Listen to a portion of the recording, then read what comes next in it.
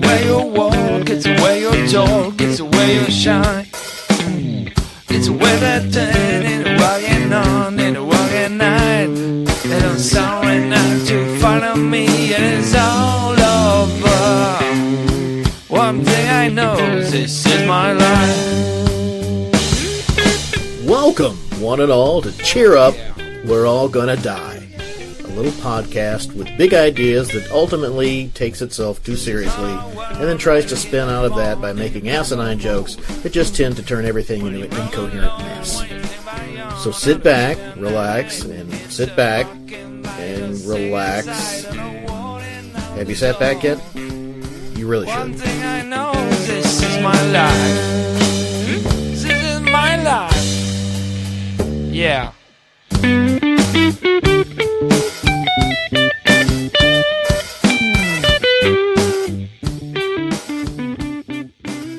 Ooh, yeah. See that?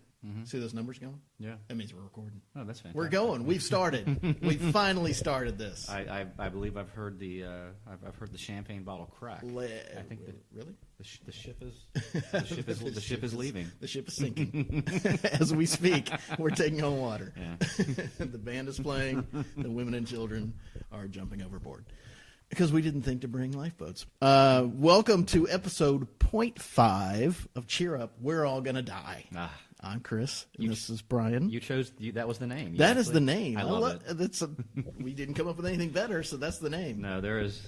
We've already started, so there's no turning back. Look, I mean, that's all we have to do is die. I think that's the point. Yeah, so we might as well cheer up. That's the point of this show. Yeah. Is don't take everything so seriously. Well, and quite frankly, I'm in the throes of reading Camus and Sartre again, so I could use a little levity. Yeah. Awesome. Yeah, I'm growing the beard out, which means that I'm in an existential crisis where nothing matters. So, let's place for your notes. Let's vet this out. Yeah, it's all in my head. Crack open my skull to pour out. I meant your beard, actually. Oh. That pause was thanks to iced water and tea. Yeah, I guess we need to take a break whenever we need to. Yeah, time that better. Take a sip. All right. Well, thanks for listening. And all right. So at the next dinner with family and friends, take some of the ideas we just presented and talk amongst yourselves. Why do you want to do this? Background. I don't even know how long I've known you, but I know you through Brian Capps, who's a friend I've known. It's been good 20, I guess. Is at least about 20 okay, years. yeah. You probably know my wife. Carrie. Longer. Went to high school with Carrie. Yeah, and then our friend Wade. They were in the band together. Mm-hmm. You're one of the funniest people I know. Some of the funniest shit I've ever seen on Facebook. Amazing pressure comes right from up you. front. Well, that's what if we don't raise the bar high, then we all trip over it. So, but I prefer the limbo approach. But you're funny. And years ago, Caps and I actually sat down in a Barnes and Noble over in Arlington near Regency Mall, and I want to say there were 2 or 3 sessions where we actually tried to write stuff down and be funny. And that was before family, sort of got in the mix and whatnot.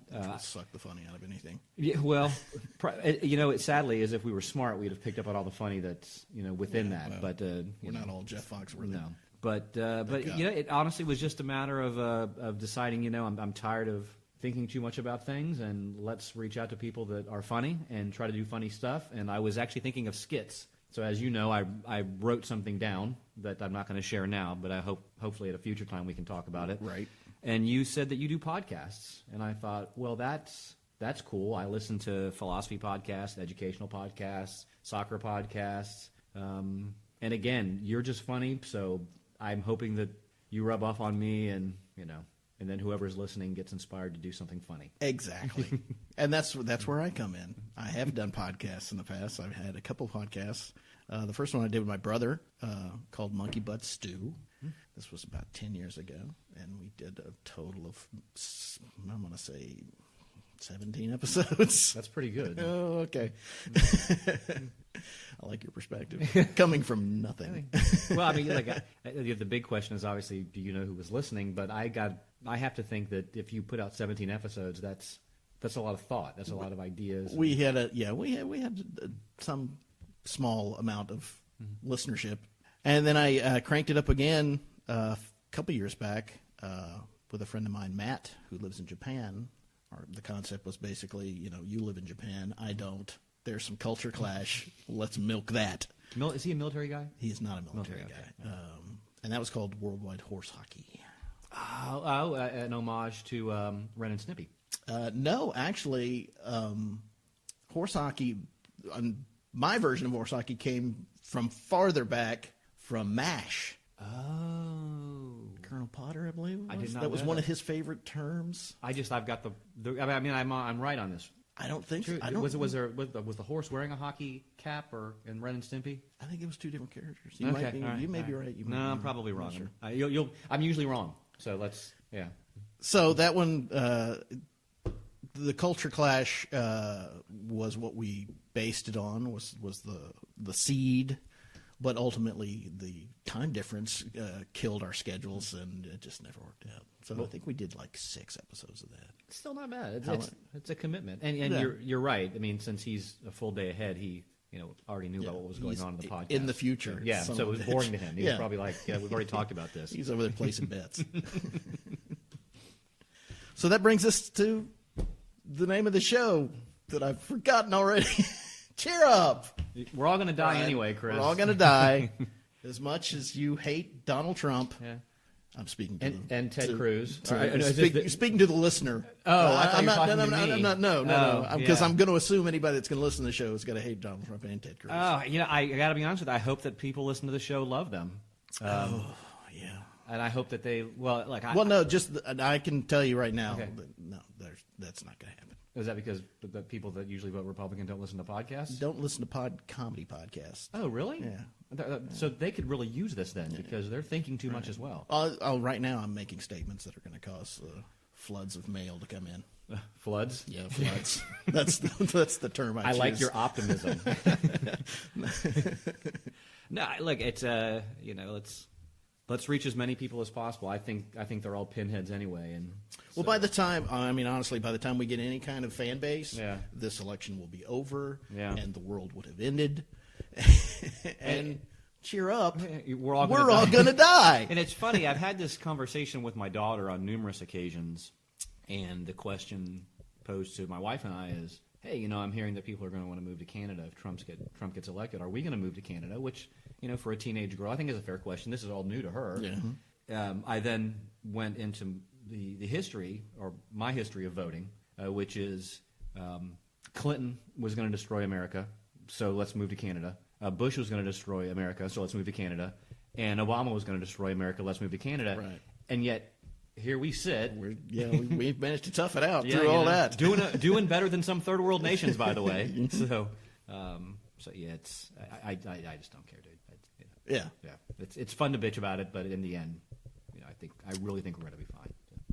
Yeah, I don't know. I can't imagine a Trump president. I just don't see. It's just so off. Can I be glass half full? Absolutely. Okay, so absolutely. As much as he's offended many people by what he said, And I'm not saying that as a negative. yeah, well, no, it's definitely off the wall. It's there's this fallacy that hey, let's get in a businessman because he's different than a politician, and yet politicians are funded by businessmen. So there's that seems a bit confusing cut to out me. the middleman. But he's shown, and if people seem to get irritated at this, right? That he's shown over the course of history that he's changed his opinions on things. He's, absolutely. Pro-abortion. Nice things about Hillary Clinton, and all of a sudden, hey, I'm Tea Party guy. Angry Muslims, guns, blah. And yet he says things related to taxing the wealthy, and he says things on the other hand about women who are going to have abortions should probably be put in prison. He seems to have this wide range of opinions. And if we accept that he's a businessman and he's just appealing to you for votes, there's a strong possibility that a Trump president is going to look nothing like a Trump primary guy. Oh, So- And then it'll be funny. Even politicians do the same thing. Yeah, Obama, the president, looked little like Obama, Yeah, the candidate. And look what happened to poor Romney. I mean, the guy was, far be it for me to vote Republican or Democrat, mind you, but Romney at least was appealing. He wasn't grossly offensive, but the machine got a hold of him and just ripped him apart. They did it to McCain as well. I think you could argue that they did it to Kerry, but part of me thinks that it actually might be kind of funny that the hypersensitive people who don't get that Trump type humor, like everybody, like the feminazis who get angry anytime you criticize Hillary Clinton and you're criticizing her. Can we roll back to because she's a woman? the term feminazi? Is that a Limbaugh? I think it's a Limbaugh. It might be a Limbaugh term. I actually don't know much about the history of it, and I probably should. I do know that it's in my circle. It's used to talk about feminists who are very radicalized. Right. So feminism. There's some argue that there's three waves. Some people say that there's really no waves of feminism, but we've gone first, second, and third wave feminism, and third wave feminism is a little different, or significantly different, rather than first wave feminism. So you're talking about women who feel empowered to be pretty, who feel empowered to want to be wives, and the feminazis, you could argue, tend to look at that and go, but you're playing into the hands of men if you do that, and right, and that's that's debatable. I tend to think. There was an actress who recently came out, and I can't remember her name, and this is probably why I should have taken notes before I did this, because I would actually have an informed opinion as opposed to me trying to grasp at straws in my scarecrow head. This actress came out and said, I don't want to be referred to as, was it cute or something along those lines. Mm-hmm. She's like, I remember, I recalled that, and of course I can't recall the actress either. And it was like, cute is an offensive term, and I'm thinking, well, it's not really offensive, right? It's an endearing term. It's an aesthetic appreciation of how somebody looks. It's only offensive because you have people who sit in power who think of cute as being negative. Yeah. So someone like myself who has a smallerish wife who I think it looks cute, I think it's great. I mean, puppies are cute, duckies are cute. I don't want to go out and oppress a duck or a puppy. Cats I will oppress. Cats are worthless. But so in a nutshell, that's a very broad definition of feminazi. You're probably right that it was a Limbaugh thing, but I'm going to take it from him. It just means extremism, and I have a friend on Facebook who I really respect. She's out in San Francisco. I think she's in Mensa. I know she worked for Bank of America, retired, does opera stuff. But if you say anything bad about Hillary, you're criticizing her because she's a woman, rather than criticizing her because she's in politics, for example. Right. And everything's free game. So that's really what I was referring to. Okay, I was just curious. I'm just not a fan of the term, just because it's. I've never heard the term Nazi appended to any other radical extreme group. Mm-hmm. So for it to be appended to feminist just doesn't seem fair. Yeah, and I understand it's just a term. And I will tell you, for me, it's more of one of those cattle prod terms that you use that. Stir in the drink. You just kind of throw it out there to see, who's going to react to that and how are they going to react? Yeah. Which is funny because the opposite of that, and our little gathering thing we do every Sunday morning, the guy that was leading it threw out the term progressive, which I hate. I hate the term progressive as much as I hate the term conservative because they're just empty terms. They really don't mean anything until you put them in the this political spectrum, and all of a sudden progressive is liberal. Well, no, progressive is not liberal. Progressive is someone who's thinking forward. Conservative is someone who I want to hold a little tighter to my values. I'll move a little bit, but it takes a lot more to change me. That doesn't make either one of them any better or any worse. They both need each other because the progressive will go out and test things, let the conservative know, hey, this is not that bad. Maybe the conservative will move. But everything's so damn politicized that you can't use those terms without the binary of Democrat and Republican. So. And here's the problem. What I've done is I've taken this conversation down a road that I don't care about anymore. To be perfectly honest with you, I don't blame you. I'm not going to bullshit you. You got halfway into that, and I was like, I don't even know what he's saying anymore. No, take us take us out of this. I would rather you may notice that my political sign out in my front yard is I support the fight to end hunger, feeding Northeast Florida. You son of a bitch. What a damn fool I am. So, and the joke is that feeding Northeast Florida, the whole goal is to get these signs that look like political signs and stick them in your yard and have people go, oh, who are they voting for? Oh, they're not voting for anybody. Oh, they're supporting hunger. Oh, we all can support that. No shit. We all support this. So, but So what do you have against Central Florida? Central Florida? Yeah. You want to feed Northeast Florida? Well, Central Florida is where Disney is. Mm. Yeah. So done. Yeah, I would prefer to eradicate Orlando off the map. Yeah. And all you Orlandoites, if you're offended, you can. I spent 3 years in Orlando. Lived in Orlando for 3 years. So you have real world experience. Yes. Does it suck? Yes. Okay, because I have to. It's not a town. Yeah. It's big Disney. It's Universal. It's the Temple of the Sacred Mouse. Yeah. It's Vegas South, and it has that wonderful glass building that you pass on I-4 that will never be completed. And no one, if you don't live in Florida or past Orlando, you don't know what it is. But I can assure you, when you visit, you'll, oh yeah, Chris and Brian were talking about that building. It's the giant hall of mirrors. Yeah. So, how funny do we get? How offensive do we get? We can get as offensive as possible. As a matter of fact, when I came in and saw that your daughter was here, I was a little taken back because I was like, "Oh, I gotta reel it in. I can't, go to town and be a complete prick." No, I warned her. I said, "Look, we're coming in. We're doing this. You're gonna have to be quiet. You're going to church tonight, right?" Yeah, perfect, fantastic. So. No, you put an explicit tag on the podcast, so everybody knows going in that. This is what we're talking about? Well, we've already talked about politics. Should we go ahead and dive right into religion next, or do we want to go ahead? Yeah. Is that a little too much? I don't think with 0.5, I don't think we can dive right. You think that's a little bit too much? Yeah, I think I'd like to have people listen for. All right. Well, so let's just throw this out there right now. I'm an atheist, and an agnostic, and a non-theist. I will let whoever prefers one of the three terms to use those terms, because to me they all mean the same thing, but within certain circles they can. So, okay. Ways. Oh, yes. Yeah. Do you like that? I'm in now. Okay. I'm in. So are you? I consider myself an. I know. See, it's hard. Yeah. It's Well, I mean, by terms, the terms that I know, that I care to know, I consider myself an agnostic. Yeah. So I think I don't know shit. I think everyone's an agnostic. I'm not going to know diddly squat until I'm dead. Yeah. No. Well, my wife's Christian. My daughter's Christian. My son also thinks he's an atheist, but he's also agnostic. We're really all just agnostics. I have bounced, off the pew a few times. The atheist will actually say that an agnostic is someone just too scared to use the word atheist. And as an agnostic, I tend to say. But okay, so what is the difference? I mean, I always knew atheist as somebody who does not believe in God. Right. Well, so the interesting thing is that you're right, but the agnostic holds out that I could be wrong. The atheist also says I also hold out that I might be wrong, because you're constantly giving me empirical evidence or experiential evidence and whatnot. The difficulty there is that they're kind of saying the exact same thing, right? Where the agnostic's almost like you're asking the agnostic, and he's like, "Well, I can't even." Well, the atheists take more of a feminazi approach. Well, you have the neo-atheists, the Richard Dawkins of the world, who. I think religion plays an important role. You get mad at how people use it. Yeah.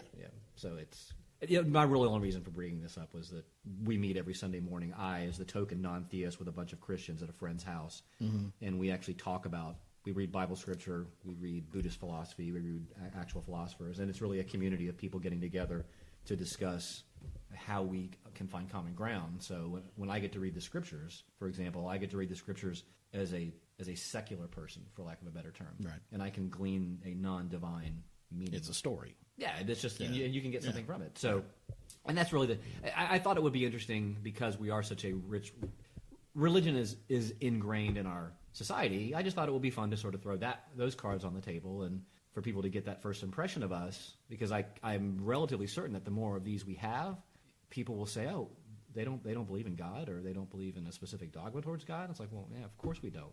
You don't have to. There's no set. No one looks you can't hold up a picture of a Christian or a Buddhist and go, well, unless it's a Buddhist walking around with a bald head, then you probably know it's a Buddhist, right? Well, yeah. Well, see, that's I love the teachings of Buddha, and I agree with. I won't say all of them, because I don't know all of them. You probably haven't read them all. Yeah, no doubt. But I'm not going to shave my head and stop talking. That's their culture, man. So I can't call myself a Buddhist. Well, I don't. Think, I haven't earned the stripes. I don't think it's a dress thing, though. That would be like saying in order to be a Southern Baptist, you have to wear a suit and a tie. Yeah, but I'm talking about past that. The commitment. I don't have the commitment. Well, it's the Buddhist may actually tell you that Buddha was cool. He was also skinny. Fat Buddha. Fat Buddha is That's when he turned to Elvis. Yeah. Little known fact: Siddhartha Gautama really enjoyed peanut butter and banana sandwiches. and he loved the blues. That's the trap I'm gonna fall into with you. Like, if you can't, because I believe what you're saying until you hit the period. You got to tie it into pop culture, right? So yeah. I mean, I didn't want to get too heavy. And again, I don't have my notes, so a lot of the stuff that we can talk about. No, that's fine. Atheism, agnostic. It goes deeper than that. And when we do talk about stuff like this, it would be nice if we actually went in deep. Well, that's the reason why I wanted you as part of this podcast. because that's something I've lacked in my previous podcasts is, I can bring jokes. Mm-hmm. I have to bounce off other people, though. Okay. Well, that's we may actually both do that. But you bring substance. Oh, thank you. Because you're a deep thinker. I'm not. I'm a shallow. I'm up here. I'm the rock that skips on the surface. You're the fucking lake. Are you sure? Are you sure you're not a deep thinker? Because you put stuff. Maybe you just don't know you're a deep thinker. No. I don't have the focus to commit. Yeah, you're probably a lot happier that way. It's not terrible. No. Is Wade a deep thinker? Wade is. He's a deeper thinker than I am. Okay, I think he's a deeper thinker than most of us. Wade, by the way, is another friend who we're trying to get involved in this podcast. He, however, lives in a different city, so we're still trying to hammer out the technical aspect of that. Wade's got a really good approach to life. He is a very intelligent human being. Yeah, he reads a lot. Yeah. And our fourth friend, Brian, with a Y, who's not. Yeah, we're gonna have to figure out a way he spells it wrong to designate you two. Brian with an I. Two I's my nickname growing up was Beaver. That's. I'm just letting you know that was my nickname. Well, mine was also Biff before that. Keep growing the beard. Maybe I can get into it. Well, it had nothing to do with that. When I played baseball, I used to wear my cap really, really tight down on my head. Oh, so my like ears the popped Beav. out, like Beaver Cleaver. Like the Beav. Yeah. Ward, to be a little hard on the Beaver tonight. That joke will never get old. I actually just did. Not to these kids going, Beaver Cleaver, what the hell is that? Yeah, look up the episode. These kids, these 30-year-olds going Beaver Cleaver, who the hell was that? My daughter didn't know what a podcast was. Now that's wrong. When I told her, I said, "Hey, my friend Chris is coming over. We're going to do a podcast. What's that?" It's a drug thing. Like, are you serious? You don't know what a podcast is? No. What is that? It's like where you record stuff, just audio, and you put it on the internet. Like TED Talks? No, those are actually videos. Oh, so what do you call them? We call them audio clips. Yeah, these are actually called podcasts, and you should know that. Yeah, no kidding. Yeah, I mean, have we really jumped the shark on podcasts to where the perhaps coming generation? They've gone away already. Oh my god. Somehow we've got to find a way to make these only 10 seconds long so we can put them on Snapchat. Oh, no. Yeah, wasted. What a wasted application. My tits look horrible. And there you have it. That's what we're doing. That's what this was. This little 0.5 is here to pretty much introduce. Yeah. What? The main players. I don't want to say main players because that leaves Brian and Wade out in the cold. However, Brian and Wade aren't here, so we're the main players. Yeah, and in all fairness to Caps, and I'll give Caps a whole lot of shit for not making a time for this, but he does live out in like White House or something. And he has 43 children. He does have 43 children, and oddly enough, he's not Mormon. And he doesn't live in a shoe. Nor Catholic. He does. I actually do think they moved to the shoe. They did move to the shoe. I do. I think they moved to the shoe. But oddly enough, see, they do know what to do though. That's what's weird. And I think that, unlike the old woman who lived in the shoe, because she didn't have a husband, she did not know what to do. And we all know. Oh, no. We all know that a woman. Don't march down that road. What? Is that wrong? I'm just saying, you're cracking open the can of controversy on episode 0.5. Who's tapping me on the shoulder? Oh, that's the 50s. Sorry. My bad. We were talking about Beaver Cleaver. I got lost. Yeah, I guess in the time of that that nursery rhyme, I guess, women were much dumber. Yeah. What? Either that or men were much dumber because we didn't see the undercurrent of hatred he brings it back. He brings it back. Yeah. He's not so bad, folks. Yeah, just it's going to be balanced here. Anyone who's listening, if you're like angry at your pitchforks and your torches and you're watching Young Frankenstein, no, don't worry about it. We're going to be just fine. And again, for those of you who are probably in your 30s, look up Young Frankenstein. That is a movie that I've heard fabulous things about. And I say that I've heard fabulous things about. You've never seen Young I've never seen that movie. So Blazing Saddles, one of my favorite movies of all time.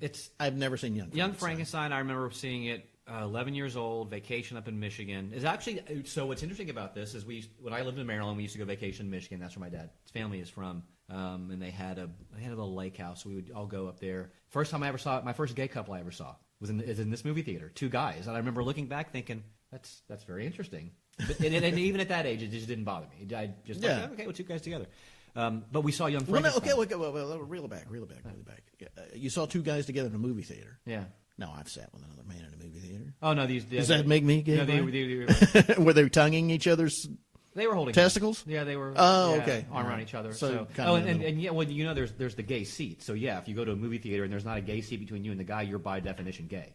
There are these rules, Chris, and if you don't follow these rules, then people get killed. That's what I do, is not follow these rules. There are rules, Chris.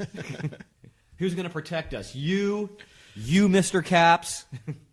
Okay, that for those of you who did not pick up on that, was that a poor reference? Did you not get the reference? I didn't. Oh. There's going to be a lot of explanation going on. Okay. Code Red. If I throw Code Red, are you going to get the Code Red? Code Red, no. Tom Cruise. Is this a Demi Moore? A Few Good Men. Yeah. All I remember is the thing that I can't remember. Oh, perfect. Ooh, Well, I'm bringing a lot to this. But that was my first experience of Young Frankenstein, and this is actually going somewhere. So we watched Young Frankenstein, laughed my butt off. I think we ended up seeing it a couple more times. My wife and I this past year watched it again. Mm-hmm. Not as funny. See, that's just now that I think that maybe our comedy you bring it up. Wade watched Blazing Saddles for the first time a few years back. That's what he's never seen. And he was not. Yeah. I've got every line cemented in my brain. I can't get enough of it. And he was not impressed. Well, when was the last time you saw Blazing Saddles? It's been a couple years. Okay, I'm just wondering because you have the memories in your head, right? You have the quotes that work. One of the things that I thought failed with Young Frankenstein, there's a lot more silence than I thought, that I remembered, rather. Pauses? Yeah, and it also reminds me of all the Chuck Norris movies I used to watch as a kid, and thought, oh, these are the greatest movies ever. And then I went back and watched one, this is some time ago, and it's like Chuck Norris sitting at this kitchen table, and he's like eating. And it's like he's just eating, and I swear to God, it's like 30 minutes of the movie, and I'm like, I used to like this? I mean, I like it when Chuck Norris goes Chuck Norris on you, but... That's tough eating. Are we trying to be some sort of French art house thing here? It's Chuck Norris. Before I go to Vietnam and rescue people, I'm going to have a hearty breakfast. I need a cruller. I'm going to fresh squeeze this orange juice. I'm going to kick the shit out of this tree. I'm going to fresh squeeze the fuck out of this orange. So I hope that people get into it. So this is good, right? This is what I like about this is it's sort of non-committal on any subject matter so far. We're kind of bouncing around like a coke addict in a prison cell. Right. I mean, I figured you could bring topics, but we're not going to stick to them. I mean, I think sometimes we might, though. I think we might. Yeah. Depends on the topic, and it has to be pretty damn well researched. So I would think. So. But that would be Caps's role, as I spoke earlier before we started. His role would be research. Oh, okay. Because he seems to not really want to do this at all. So I figured. Yeah, I think if he doesn't want to participate, he could at least participate. I think he liked the idea of the skit thing. I think that appealed to him. Yeah. I don't think he got the podcast, but I don't think he sees how much fun this can be. I was oddly enough is the wrong way to say it because we have no basis for me to say oddly enough. I was thinking about this, how we would do it, and how it would work. And I always wondered how people, like I've been in the 1010XL studio before, right? Years ago, and I had to try to win my daughter tickets to see Miley Cyrus, and I went in and sang with another guy, and then some girl, and of course the little girl was going to win. They're not going to give it to two, grown men. But I noticed how at ease they were in front of the microphone, and I wondered, what would this be like? Would the microphone be like a giant eye staring at me? Would it be awkward? Right. And it's just two people talking, and there just happen to be microphones on the table. So yeah, I mean, it helps to have just the small setup because it's not as menacing. Yeah. So, but no, to sort of circle back to where I was before we got beautifully sidetracked, I thought it would be kind of cool to make ourselves personable. That my idea was, okay, we'll talk a bit about ourselves so that people actually give a shit about who we are. That is a big part of the success of podcasts is listeners, and I've done this because I've listened to a ton of podcasts. You become involved in the people's lives. Yeah. And so, I mean, if you can connect with them on a personal level, then you got them. So, do you want to jump into your bio a bit? I mean, you give it back. Well, I mean, organically. Okay. I don't want to push it. But, after as episodes go along, our personal stories are going to invade the show, whether we like it or not. You don't want to push it? You don't want to push it real good? I don't want to. I want to dance to that right now. But the actual pushing it, no. Chris and Brian here, and we're in effect. I want you to push it, babe. I don't know the rest of the lyrics. Thank God. Or thank God. I'm not sure I believe it. What? I said, at first I said, thank God. I said, oh, thank the God I'm not sure I believe in. Do you remember the Family Guy? You watch Family Guy, right? I quit. Okay. I got 5 years in, and I was... Well, you and I've actually talked about this before. He's actually swung back a bit. He was like sort of angry political Seth for a while there, and now he's just kind of got back to stupid Seth. But it reminds me, and this was an older one, I think, when he was still drawing it, as opposed to everything being digitally enhanced or computer generated. But I think it was one of the characters says, "Thank you, Jesus," and it shows like God, Jesus, and like Vishnu up in heaven, and the it's like Vishnu's like, "Oh man," because he implying that I was the one that did this. It wasn't the Christian God that did it. So I like to try to do that. It's funny you mentioned that because I would try to do the oh thank you Zeus or Thor give me strength. So and I don't mean that to be insulting. And I do. And on a serious note, I mean apart from our throwing out what we are religiously, I do hope that we don't offend. I hope that when we say stuff that people do understand that we're. For the most part, they will. For the most part, if they know what we're doing coming in, that it's mostly comedy, good satire, then the people that are listening are going to be attuned to that and be able to take a joke. But there will always be somebody who's going to be offended. Yeah, I'm not worried about the absolute. I'm just, but I mean, I want us to do funny stuff, but I like the funny stuff to have. To your point, a little bit of oomph behind it, like good Saturday Night Live, or or good Amy Schumer, or good Louis Black, which is crazy because it's just Louis Black. There is no good Louis Black. He's just always good. But yeah, and who was the guy that years ago smoked a lot? Bill Hicks. Bill Hicks. I could love him long time. I mean, Bill Hicks Bill Hicks was, I feel like, my generation's George Carlin. Because I enjoyed George Carlin, but I didn't fully get George Carlin because I think he came up at a time where he was really relevant. I got Bill Hicks. Bill Hicks was special. So yeah, I get that. Yeah. There's one other thing I wanted to talk about, and it has nothing to do with anything that we brought up. Oh, actually, anal warts? No, absolutely not. No, okay. Not on the show. No. Okay. When we sat down and had discussed the possibility of doing this. Mm-hmm. We talked about T-shirts and things that we said. Comments that we made. I'm not remembering this. I hope you remember it. I have my notebook. Don't know. This is not about the comments themselves. Oh, okay, gotcha. This is about the concept. Oh, okay, yeah. Do you recall that? I don't. You don't? Okay. I just know I have a notebook in my study. I had said a few things just taken out of context, and you were like, that would look great on a T-shirt. Oh, yeah. Okay. No, they're in my notebook, yeah. So. Okay. So one thing I'd like to do every episode, throughout the episode, whoever is on that particular episode, think of one thing that we've said during the show that would be great for a T-shirt. Okay. And then at the end of the show, we share our T-shirts. I like it. I like it a lot. Hopefully there's going to be just more than the two of us. And if two people come up with the same thing, then obviously we have to make a T-shirt. Okay. Should we write more than one? We got to have just one. Just one? No top Because that's the concept. You can write down as many as you want, but when it comes to the end, making the final decision, you got to give your final decision. I like it. We can do that. No. Okay. Yeah, that has nothing to do with anal warts, by the way. Well, it could in a roundabout way, but yeah. Maybe on another podcast, but I'd like to hear that argument. I'd like to see you tie in the concept of a T-shirt slogan with anal warts. I think that would be exciting. Well, I don't want to ever use the term anal warts and tie in close to each other. I think that that's not the way you deal with it. Different strokes for different folks, pal. That's why there are safe words. Don't bring Kerry Coleman into this. So you done? Because that was the one thing I wrote down. That was the only. I actually am not done. Chris asked me. Chris, are we stopping? I'm just looking to see. Chris actually asked me. He goes, "Do you have 5 minutes into this? Do you have your notes?" I'm like, "No." I said, "I've got a lot of stuff in my head right now, but I don't really have any direct notes." Spill it. Tip an ear. Let it go. Are you a soccer guy? Okay. As much as an American can be. Okay, and you're probably not going to care a whole lot. Right now, my biggest problem, in a very superficial, privileged, middle class white guy sort of way, is Newcastle United being relegated, and it, okay, that made me. I do have I can touch on that because my favorite team is also my last name. The Blackburn Rovers. Oh, they suck. We were relegated probably 3 years ago. Are you guys in League 2 or Division 2? Yeah, we're still in.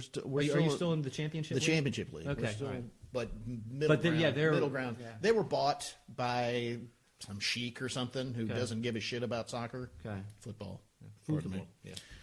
So they're going to stay there or go. They're not going back to the EPL. Okay.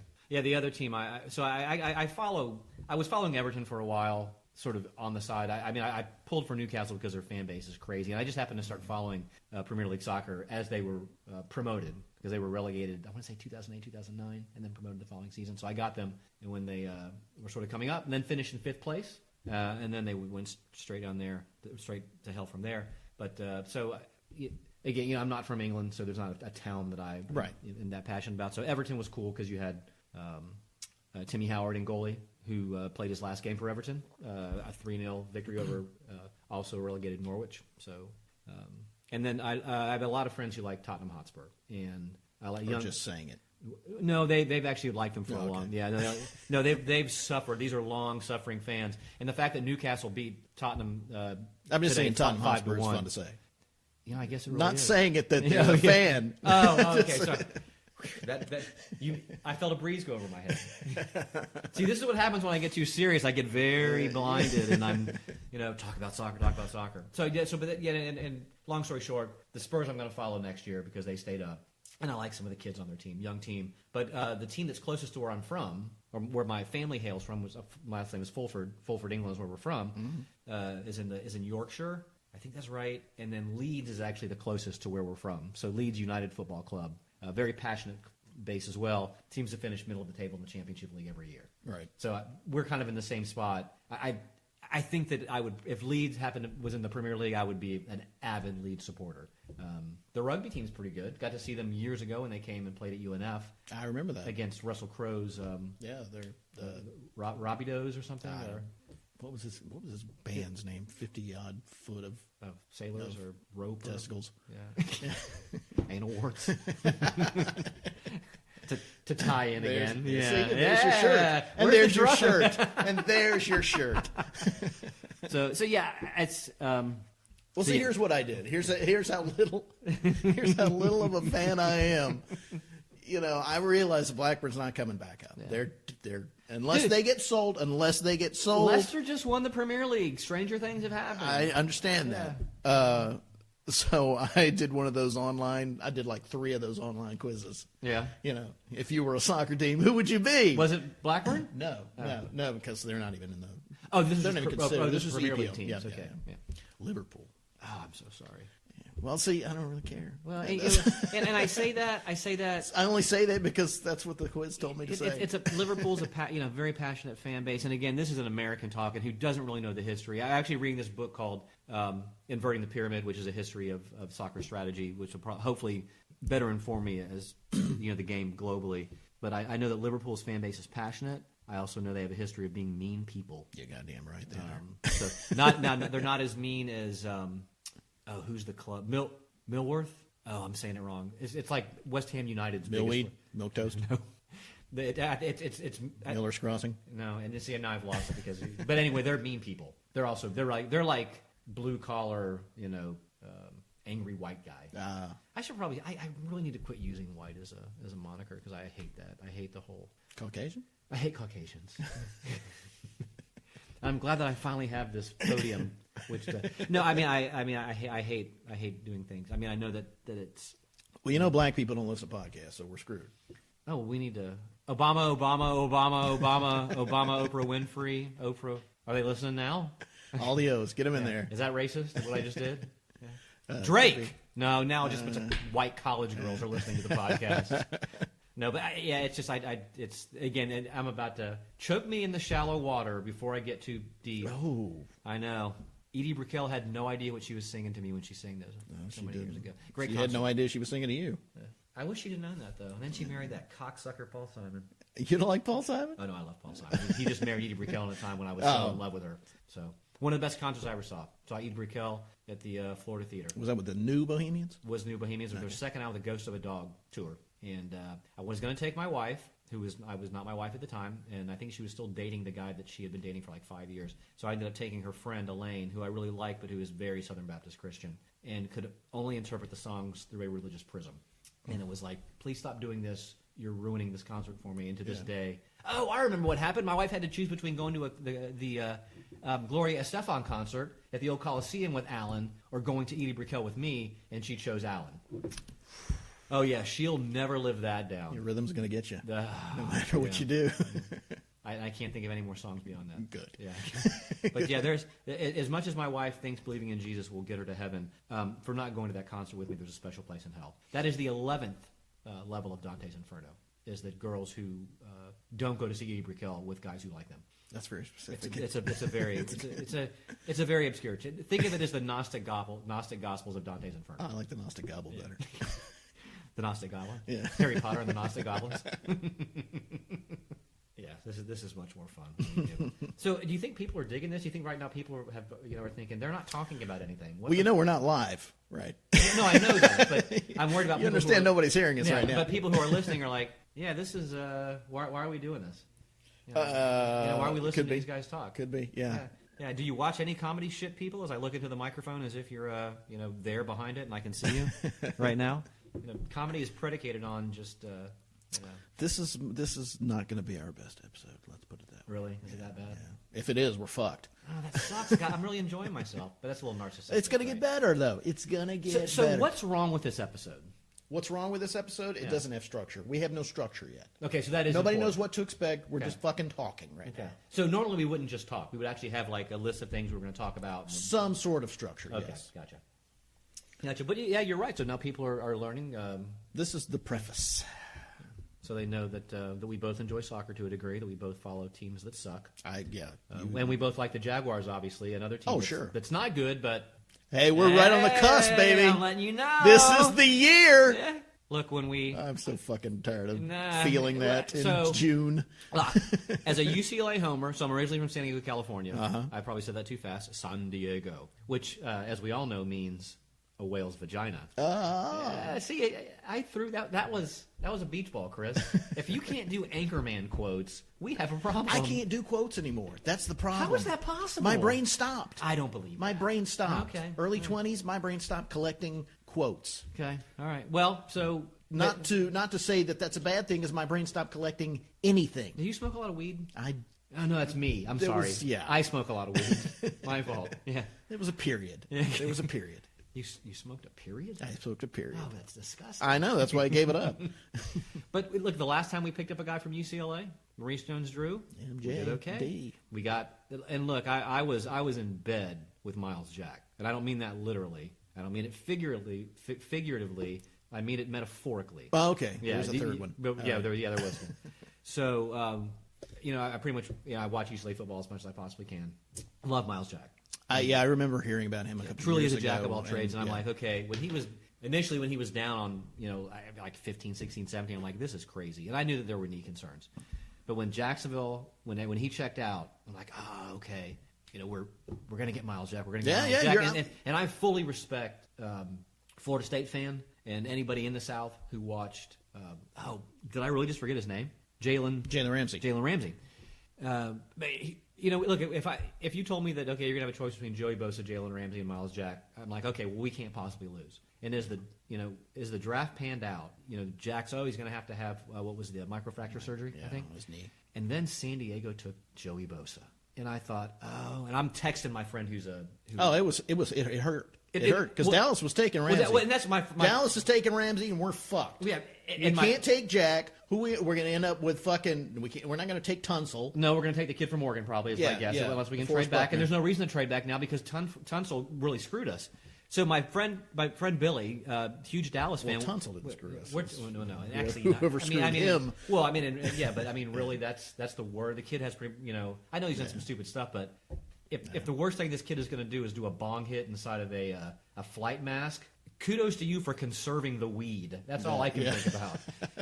So Billy and I are texting back and forth, and I'm like, dude, I think they're going to take Ezekiel. No, it's a Ezekiel Elliott, the running back Ezekiel for Elliott. Ohio State. I said, I think that because I said, you guys are not a pick fourth in the draft team. You honestly are a running back away from having an explosive offense. You've got a great offensive line. You got the quarterback, the receivers, and so he and I were like, they're probably going to take the running back. And I'll be damned if they took the running back. And it was like, we've got this. I was ecstatic. And then Jack keeps falling, and Jack keeps falling, and Jack keeps falling. And I'm thinking the whole time, you know what? Tennessee has all these picks.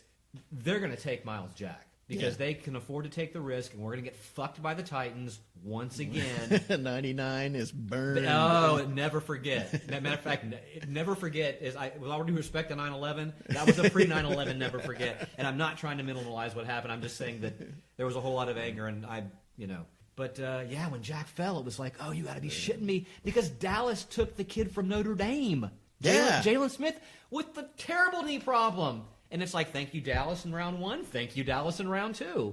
So it's rigged, baby. It's rigged. We're going all the way. If we only knew how powerful Shad Khan was. He can't get Fulham out of the championship league, but no, I feel pretty good. I know we have a lot of rookies on defense, but we've got some. We brought in some vets. I feel great. Good. I want to feel great. Yeah. I'm gonna. Feel great. No, this is no. Feel it. No, I won't do it. No, I'm begging you. I'm going to wait until October. Okay. Before I start feeling great. I've been a horrible. I would say a horrible fan, but I think that what we've been through over the years, I reserve the right to be negative. You're damn right you do. I've been beating up Gus Bradley and the team for the past 2 years, and some of my friends are just tired of hearing about it because they want me to be positive. I'm like, what do I got to be positive about? I feel like I've invested so much negativity that I'm going to go blind faith, and I'm going to look at the roster, and I'm going to believe in Alan Hearns, I'm going to believe in Allen Robinson, and I'm going to believe in Blake. Well, and you know what, Chris?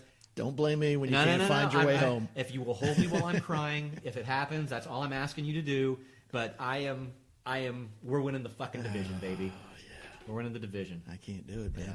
I cannot do it. Yeah. It hurts too much. I know. Every goddamn year it hurts. She said she's coming back to you on so many occasions. She's lying. I'm going to say cunt on 0.5. Before we have an official episode, cunt comes out. Cunt's actually a medical term. Did you know that? I did not. Yeah, it's a medical term. And if I had my iPad, I would actually look it up for you. It's something that was brought up during my feminist theory class. And they were asking, because I went in a room full of predominantly women and gender studies minors, which was really good for a guy who's gone back to graduate school, who only studied existentialism and some empiricism and whatnot, to now be thrust into the social justice part of philosophy with all these people talking about LGBTQI, insert other letter here. MOUSE. Yeah, Orlando again. Oh, that's bastards. Yeah. But yeah, so they were asking everybody, what offends you more as a woman? And they were like, bitch. Because, cunt's, when this one girl says cunt's a medical term, you can actually use that in a medical context. I just hope my memory's right, because if not, on version 1.0, I'm going to be apologizing for misremembering. I've always thought it was interesting and unfair that, despite their opinions, cunt is generally known as the worst thing you can call a woman. Yeah, it does seem that way, doesn't it? What's the worst thing you can call a man? Well, so a pussy. Oh, nice. I had not gone that route. Yeah. Yeah. Same thing for the most part. Yeah.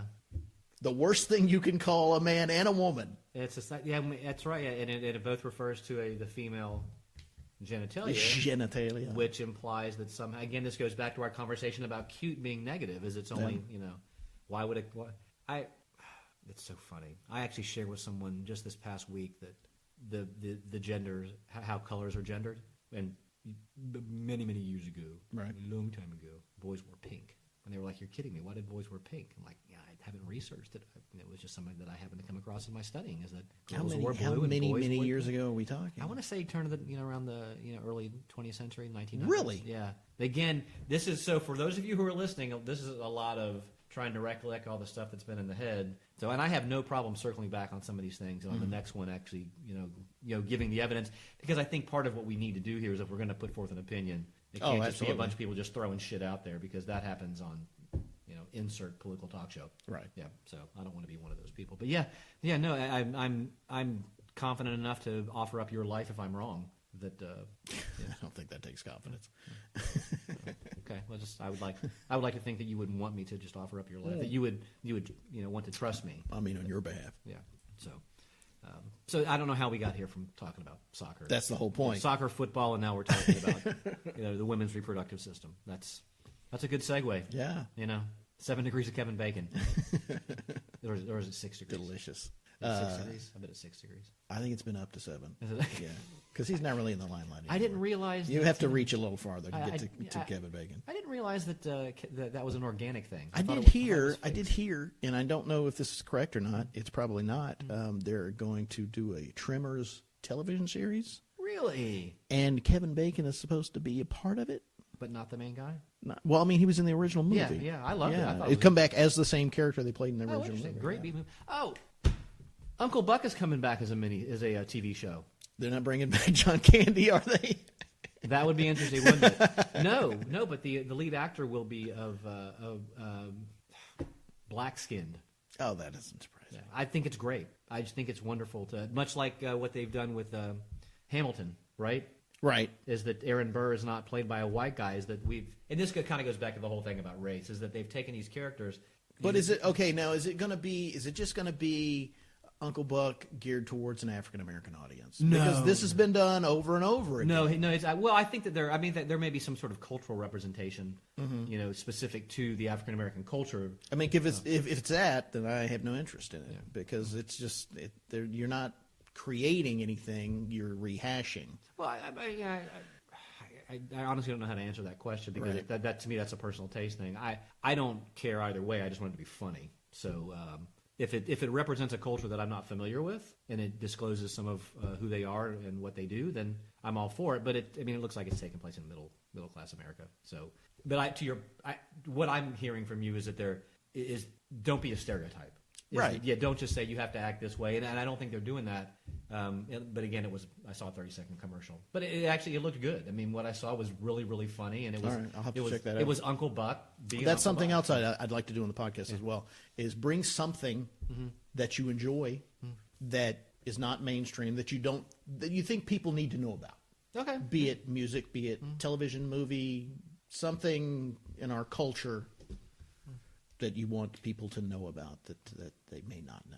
Okay. And and the interesting thing is that it's going to come from the perspective of somebody who's pushing 50, right? So I think that's yeah. Well, I mean, I've seen your Facebook posts. You like a broad yeah, range of things. Yeah, I didn't mean to diminish that. I just I think it's good for folks. I don't know what we sound like. I don't know if we sound like we're a certain age, but I think it's important that for myself, I'm always concerned with perspective. So how someone approaches something. So. And I think you actually did a really good job of pointing that out with the Uncle Buck comment. It's like, what perspective are they approaching this from? Because I don't necessarily, and when I say I mean like the royal we. Right. So when I say, well, I don't necessarily like hip-hop or I don't necessarily like folk music. So if it's coming from that perspective, try to do it in a way that I can digest it and that I can find entertaining.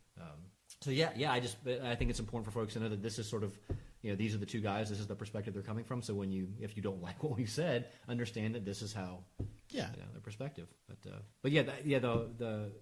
I would like to actually do more stuff on race. To be perfectly honest with you, just the cultural element of that and what it means. Because my daughter's really into Hamilton. I love Hamilton. My buddy who was going to graduate school up in New York first turned me on to it years ago, and he's like, "Hey man, you gotta." Have you seen the play? No, I don't have that. I mean, I've heard. I haven't seen it either. Yeah. I've heard some of the songs from it. Yeah, and heard a lot of good things about it. We listen to it anytime we're in the car. I've heard the whole thing. They have a book, a Hamilton book. It's called something. I know that like Wicked, it's called the Grimmery, and so the Grimmery gives you everything about Wicked the musical. Hamilton is the exact same way.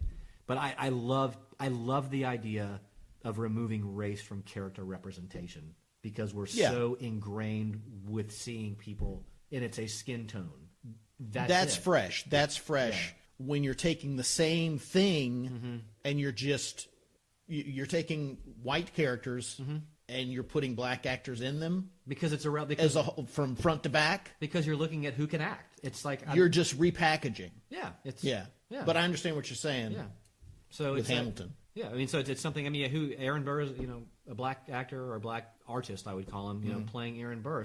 And some people would say, well, you can't do that because it's not historically accurate. Well, what the fuck? Yeah, you're telling me that everything has to be historically accurate. So you can only gay characters can only be played by gay men, and straight characters can only be played by straight people. Because I can tell you, and again, I'm so bad with names. He's in The Good Wife. That's when we need caps here. Yeah, he's in The Good Wife. He's huge on Broadway. I can't think of his name. People listening may know it. I don't watch The Good Wife. So but he's a gay actor, a gay artist, and he's fantastic. I mean, look at the guy that was in. This is just terrible. Is it The Age or the Weed? I don't know. Who's that? She had the red hair. All right, keep talking. She had red hair. She had two gay friends. Kathy Griffin? No. This is an actual show. It was a very popular show. She worked in fashion. She had a best friend who was drunk. You know what I'm talking about. Yes, God. Yeah, but the one guy that played her best friend, he was a straight guy playing a gay character. So it's just the whole idea that you have to who you are has to carry over into your art. I think is a little bit crazy, and I'm sure there's good arguments for that. I just tend to not agree with them. So, or you'd be hard pressed to convince me otherwise. But I'm always open to having my mind changed. Right? Did you find the guy? No, I can't. I can't even fucking. I've lost my train of thought because you threw that other show in there. It's The Good Wife. So what we're doing right now is we're actually looking on the internet. You look up The Good Wife, and I'm going to look up a redhead. It was two people's names. That was the name. Will and Grace. Well, thank you. All right, I'm out. Yeah, I'm out. I win. So, Good Wife. I don't want the spinoff. Just give me the wiki page because everything lives and dies by. There we go. Come on, not Josh. Oh, by the way, I did see Josh Charles when we were up in New York. We were visiting NYU, and Josh Charles was in the Washington Square, so with a Baltimore Orioles cap on. Oh. So, Alan Cumming. Alan Cumming. Yeah, we should have known that name because he was a Banff guy. Fuck me with 12 balls. What? X-Men. Oh, he's an X-Men. Nightcrawler. Is he? Yes. Oh, yeah. See, so here's something we'll disclose right now. I don't game. I could give a frog's fat ass about comic books. Oh, here we go. Star Wars is overrated. Here we go. Okay? There is but one captain, and it is Jean-Luc Picard. Talk amongst yourselves. But I respect my geek friends who... are Star Wars people geeks, nerds, or dorks? They're Star Wars fans. I don't know. They're all geeks. I don't even know the fucking difference between... There's no difference between any of those fucking words. So I really enjoyed the new Star Wars, but I have another friend, Chris, who's... I don't know if should we say last names, or should we just say first names? Let's just go with first names. Okay. So he has a son, and he has them doing lightsaber battles, and and I just look at this and I'm like, you know what, you're such a dork, and I'm so happy that you have this bond with your son. It's not anything that my son and I would ever have, but I don't get it. I don't get the comic books. I mean, I don't get the gaming. It's an interest. It's just an interest. I know an interest that you have for Newcastle United. I'm just saying. Come on. But isn't that intriguing about how we get interest? I mean, because I tried it. I did role playing once, and I have my little character that's actually still in my study. And so we'd move the character, and we'd have to do vocal representations of our character. And I'm looking around, and I'm like, this is the dumbest fucking thing I've ever done in my life. I can't do this. And I know that Wade has this thing in Tampa, and everybody goes down there and does this super gaming thing. And it's like, wouldn't you guys rather be hiking? Wouldn't you rather be on a paddleboard? Wouldn't you rather be outside? I mean, I know that Caps wouldn't be outside because he will burst into flames. Yes. Yeah, little known fact. Brian Caps is made of petroleum. So... But yeah, no, I did not know that. And God, Hamlet. I'm just looking at this. Accidental Death of an Anarchist. He bent. Cabaret. That's what I was thinking of. Hugely great in Cabaret. X2, X-Men United, GoldenEye, Spy Kids trilogy. That's where I should have known him from. Not ashamed to say I grew up watching that with my son. Love Spy Kids. Spy Kids is fantastic. Yeah, well, anything you watch with your child, you're allowed to. Blue's Clues. We still go back to Blue's Clues. Oh yeah. Go back to where you were. Shit works, dude. We lose something. My wife, myself, my daughter, my son will go back to where you were. Yeah. We find it. There's a fucking paw print. I know. Right So. And I will also do. Here's the mail. It never fails. It makes me want to wag my tail. When I come, I start to yell. Here's your letter. Look at you. Hey, I love that we have this 13-year-old. bond. I know. So, but yeah, Alan Cumming is boy. There's something to talk about. Favorite actor, favorite actresses, favorite bands. Stuff like that.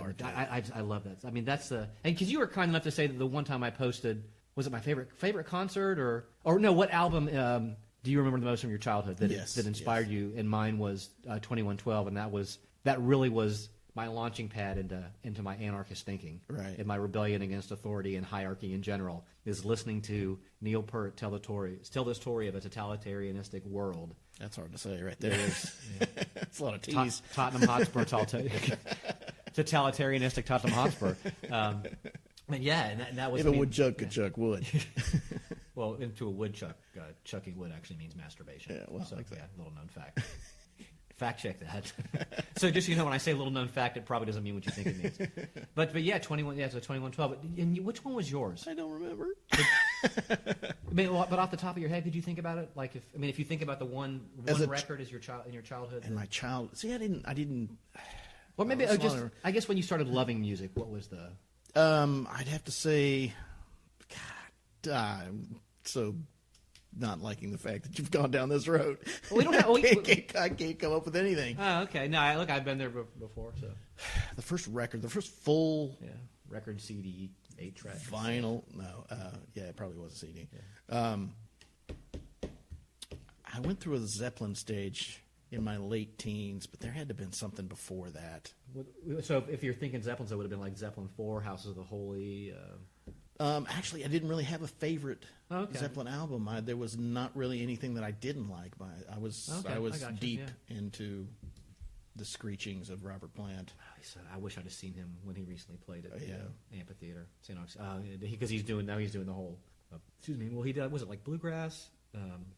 Alison Krauss. Yeah, great. Oh, I love him. I just think he's fantastic. But yeah, 2112 was my thing.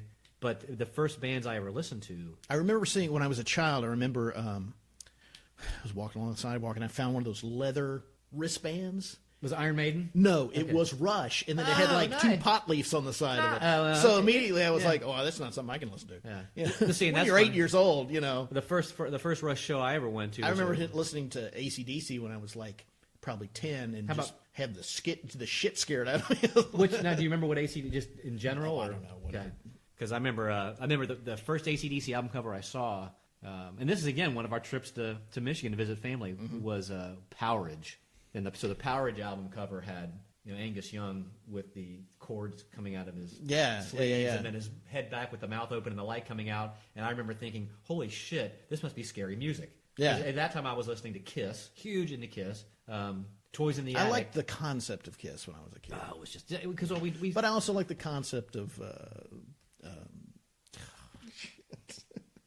Now's when it comes into the fact that we admit how old we are, because I can't remember jack shit. Is it another like 70s, 80s, 70s band? Or? Yes, but it's nothing like Kiss. It was. Was that New York Dolls? No, you're getting close though. God damn it, you're getting close. Is it Lou Reed? No, Velvet Underground. No, I wouldn't have known anything about them. Yeah, for the record, I'm really into it. And I know I can tell you the song, but at this point, I'm getting ashamed of the fact that I enjoyed this group. Is it Bee Gees? No, they were huge. I love that. I listened to it. I had an Andy Gibb 8-track. Loved Andy Gibb, Not Afraid, and Sean Cassidy. Indian traffic cop construction worker. Oh, Village People! God, I too had Village People. Had no clue that they were homosexual. Loved them. Well, at that time, I probably would have cared. Well, and I think everybody else knew. Yeah, Village People. Yeah, So, but YMCA. I fucking loved them in the Navy. Look, it's. I went through my my music elitist days where I disavowed all of my 80s hair bands, and this is when I was into 9 Inch Nails and Ministry and Revolting Cocks and Front 242 and all the industrial stuff, and then even the gothic stuff, Susie and the Banshees, Sisters of Mercy. You couldn't like the popular stuff. Well, just the other day I'm listening to Sirius XM. I think it was Ozzy's Boneyard. Mm-hmm. And it was it Center of the Week? It's whoever the person is who submits their name, and they get picked and they get to throw in their all the songs. Right. And Bon Jovi's Runaway comes on.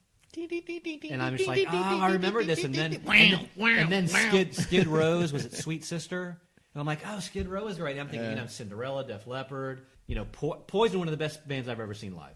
Really? That's because they were fun, kind of like what we're trying to do here. They were just a fun band. They came out, they sang about partying, and it was for a guy who was like myself, who had been, who was deep into U2 and Iron Maiden and Rush, and all these message bands, and I think REM at the time probably as well. Oh yeah. And it's like it was nice to be able to go to that place, Yeah, I think late '80s Van Halen was that for me. I loved Sammy Hagar, Van Halen. I mean, they were just fun. It was just fun. Well, and in all fairness, David Lee Roth. And then finding out what kind of giant testicle Eddie Van Halen was kind of. Yeah, I guess Eddie barbed it for me. But look, Women and Children First, far from a serious song. Yeah. Arguably my favorite Van Halen album of all time, and that says a lot because 5150 was my summer that was the soundtrack. First I think it was the first concert that was it. I guess maybe it was an album. I think 5150 was like my senior year. Well, I say that because that's one I can remember. I can remember my first concert. Oh, okay, all right. And it was that one. My first concert was Kiss Dynasty. It was that one. So, it was Van Halen 5150. They're just. I mean, this. I get the music. BTO opened up for them. Back when Turner Overdrive. Yes. I couldn't. When I lived in Maryland as a younger lad, I wanted to get the BTO shirt, but the BTO shirt. No, Bad Company. I'm sorry, but the Bad Company logo was the pot leaf. My Navy father is not letting his son get a pot leaf T-shirt. Of course, my Navy father, years later, would borrow my car to go to work. That car had pot seeds all over the floor. My father came home the following night and said, if you're going to let me borrow the car, let me know what you've been doing in the car. And he did not want me doing it. It was not hey, it's okay, it's cool that you're doing it. It's just I thought you were going to flip it around and say he was the one that put the pot seeds in there. No. He's like, quit fucking doing it and don't give me a car with pot seeds in it. You know what would happen if I got busted? And all I'm thinking of, it's an institutional structure. Yeah. By definition, it's corrupt. What do you care? Of course, now that I'm older, I realize, it's his job, right? And he actually cares. He's okay with the structure. So, but yeah, bringing this family down, jackass. Yeah, that's my job. But yeah, if we ever decided just to have a straight-on music podcast, dude, hours. Yeah, I could do that. Yeah, I failed in life. I should have been. You failed in life? I should have been a musician. Okay. Yeah, that's my. It's not too late. Oh no, we do little house concerts. We'll play Avett Brothers and Sarah will get on the piano, I'll get on guitar, and what else have we done? It's Dear Future Husband, whoever sings that song, I don't remember, but we played that, and that was actually turned out pretty good. We had a really good time. So we're still doing it, but I look at the people who are covering music and the fact that you can actually do music history in class. It's like super. I think people underestimate. Yeah, I'm at it at a not a twilight stage because my son plays drums. Oh, that's right. He's fucking amazing. Yeah, something we have in I common. hate being that guy. Look at my son. Look at all the wonderful things. I hate being that guy. But my son is a fucking amazing drummer. Dude, and drumming is... I didn't fully appreciate it until I watched my son practice. And then I had conversations with him. And he tried guitar, he tried piano, self-taught all that. And then... Kent Smedley, a guy that I went to high school with, teaches guitar right up here up the road, and took it from Kent for a while. And he just never found it. But drummers are a special breed. They really are, and it's amazing what they can do. So I hope your son can actually do something with it, because that's special. So do I. So that's because he's autistic. He has Asperger's. So it's always been how's he gonna be an adult? How's he gonna progress into somebody who doesn't have to rely on me or his mother? And this may be the thing. Does he actually have to rely on you guys or you two? I mean, is that the because I watched Parenthood, so they had the Asperger's kid on there, right? I don't know. I mean, it's the future. I don't know. But I mean, as it stands right now, right now, he could probably get away with not relying on us. But I want him to be able to be successful. Yeah. And plus obviously do what he loves. Yeah, but he's 15, 14? 13. 13. Okay. 13. Yeah. So I mean, I'm definitely not trying to speculate that 13-year-old can maintain themselves. My son's 21 years old, and I can't get him to go to the dentist. I can't get him to talk to his car insurance person. I can't get him to put some money in a retirement account. Yeah, I'm living for the now. Yeah, well, that's more fun. You can do both. He'll understand when he's your age, and it's too late. It's not a false. It's a false binary. You can live for the now, and you can plan for the future. It's crazy how that works. Stop buying the hype. So, this has actually gone pretty well. Yeah, I think we've hit an hour. Yeah, I mean, we're an hour 12 in. Are we? Yeah, I mean, I know it's been unstructured, but I guess I actually hope that there are people who will do what I do when I listen to my podcast. Now I'm listening to stuff that, I'm doing the philosophy podcast and some of the TED Talk stuff. So I'm actually out mowing the lawn and, trail running and whatnot, trying to glean something because I probably have a paper due or just I want to not sound stupid when I talk about something. What? You're always trying to glean something. I am trying to. Oh, nice. It's a potato. I see what you did there. Yeah, or citrus but I probably don't appreciate enough the comedy podcasts that are out there that you can just sit and sort of immerse yourself in people talking about things and laughing and learning. Right. So I guess in closing, if we're going to do that now, I'd like to talk about the goals, and I know we touched on it earlier, but as I think about this from doing it for the first time, I want to incorporate the learning with the laughter because I think Absolutely. That's where everything's most successful. Absolutely. So, I agree completely. So, and I want to do this a long time, even if we only got 2 listeners, because that's better than none. It's not quite 3, but it's not 1. What about 2 listeners and a midget? Is it a deaf midget? Because the midget would still be one a ear. listener. One ear. Again, he would still. Is he deaf in one ear, or you can still listen with one ear? Why?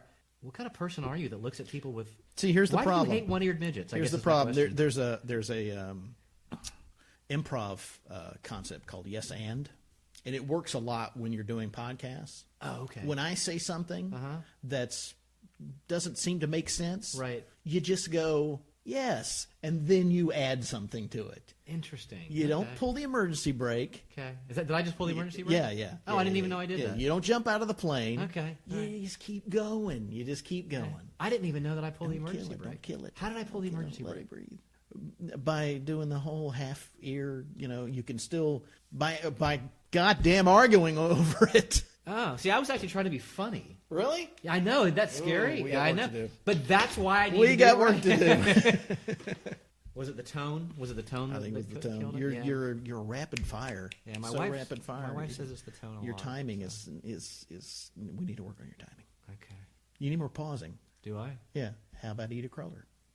Is that a person's last name? Because I'm not going to blow somebody. Going back to the Chuck Norris thing. Oh, yeah. And here I am thinking about performing oral sex on a guy to get laughter. It's that important to me. Okay, let's go. I'm going to turn this off so we can get to work. Less than 0. Look that up. Iron Man, when he was blowing people for drugs. Yeah. Wow. Oh, Robert Downey Jr., you've come on. Have you seen the new one yet? No, but I actually enjoy the Avengers. Avengers. Why would you? You don't enjoy No, I enjoy the Avengers. Oh, okay. Partially because Samuel L. Jackson's part of it. Oh, and he was not in this latest movie. Oh, he's not? No. No, how can you do that? No. Hold on, was there a black guy in the Nick movie? Fury does not. Yeah, the Falcon. But according to Ted 2, if you've seen any movie with a black guy in it, Samuel L. Jackson is that black guy. Okay. Well, you blow any kind of argument when you start with according to Ted 2. Did you see Ted 2? No. Have you seen Ted 1? Yes. Did you like Ted 1? Eh. Okay. I loved Ted 1. I was very scared about Ted 2. Yeah. So last month I decided, I'm sitting around all by myself. Let's go ahead and put Ted 2 Amazon Prime and see what we like. Funnier than the first one. Yeah. You know what? I'm not going to apologize for it. Okay. It's funny. It is damn funny. All right. Yeah, and anyone who doesn't find it funny is probably a communist and a Nazi. They're both. Feminazi? They're a comma-Nazi. Oh. Comma-feminazi. Comma, feminazi. You come and go. You come and go. So. All right, let's wrap it up. We're done. We are done. Do you have anything you need to say? Thanks for doing this. Exactly. It didn't matter what you said. I was going to say exactly. Go fuck yourself, Chris. Exactly. All right, 0.5 is in the books. Thank you very much for listening if you're still here. We'll be back. It'll be better. Yeah. Well, maybe you won't. Yeah. Fuck all of you. Yeah. Good night. You can feel the sun on the side of me, and you can't get off